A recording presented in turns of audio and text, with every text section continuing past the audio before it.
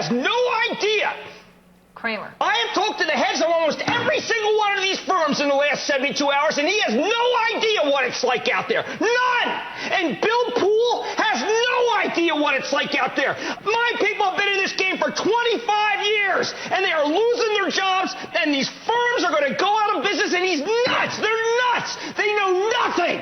Jim Cramer, you're such a calm, cool, collected, mild kind of guy most days, so I want you to explain what happened 9 years ago when your voice got a little loud. Yeah, I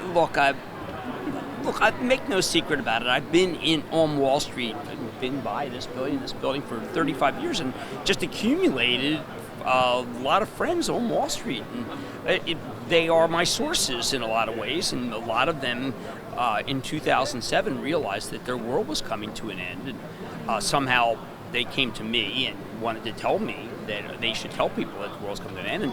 And there were just a series of people that day. It was very fun because somehow I was reviled for telling people to buy a particular fact brokerage. I'm not going to mention because it was just, I'm telling people, I'm screaming to sell it.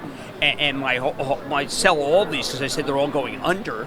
And it was poorly received at the time, very poorly received. As a madman ranting, poorly received by the media, poorly received by my colleagues, poorly received by the Fed, which when the minutes came out, when the actual draft came out, showed you that they made fun of me.